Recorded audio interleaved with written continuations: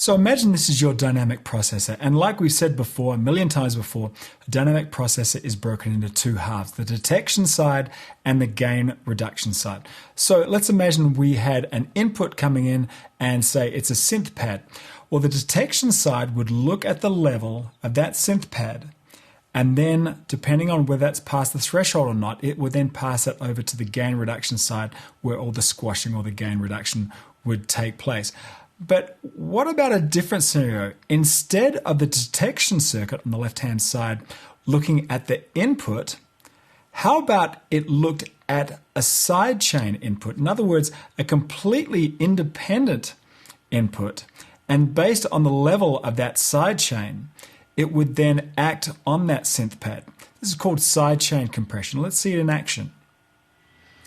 Okay, here we go. I'm going to use Reason, and the reason that I'm using Reason is that Reason has a very good graphical interface that just I find it's very useful for learning. So here we have a synth just playing a very static bass line into this first input of this mixer, and then a drum machine, kind of a loop going into the second input. And if I was to play this from the top, this is what it sounds like. So you can see the synth's going into one and the loop machine is going into two. Now, if you were to flick the rack around, if you've never seen this in Reason, this will be very interesting. All you need to do is hit the tab key and bang, you actually see the back of the rack, and then you can move these cables around. You can just grab them and move them anywhere you like. The great thing about that is that you can do some very cool routing, and then you can visually see exactly what you're doing. So let me flip the rack around, and we're going to place a compressor across this synthesizer. And the way you do that is you just start shopping in all of your Reason devices, and I'm going to grab this compressor and I'm going to drag it underneath this synthesizer. So now this synth is going to get compressed, and let me just get rid of that. And the routing, as you'd expect, has all been done for you. You hit the tab key, and now instead of the output of the synthesizer going straight into the first channel, it actually goes into the compressor, and then the output of the compressor then follows along to that first input. So you can see that this compressor has been inserted between the synth and the mixer just like you'd expect it.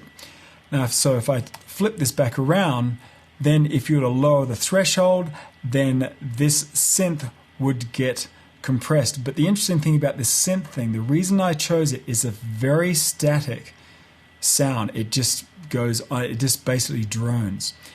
And to show how we can do sidechain, I'm going to set this compressor up a special way so that instead of it's looking at its input in terms of the detection circuit, that's normally how compressors work, right? We've seen that all the time, is that whatever comes into here, if it passes the threshold, then it will start compressing that same signal. Here we're going to do something different, and we're going to flip the rack around, and instead of the loop machine, let me just drag those out so now they're not connected anywhere. Instead of them going into the second input and actually hearing them, what I'm going to do is take the outputs of them and put them into the sidechain in. So now what's going to go on is that this compressor is, the detection side of this compressor is no longer going to be looking at its input, but it's going to be looking at the sidechain input, which is going to be this very percussive loop. So if this all works to plan, and I flip this back around, then when I run this, then this very static synth should start getting quite rhythmic because its detection circuit is going to be triggered by this loop playback. And let's see if this is all working. We lower the threshold and bring up that ratio. So check that out. We now have a synth part that is normally very static. Let me bypass that. So it's just static as all get out. But now when you turn it on and it has the sidechain input. Remember, if we flip that back around, the reason it's bouncing all over the place is because its sidechain input is being triggered by this loop machine.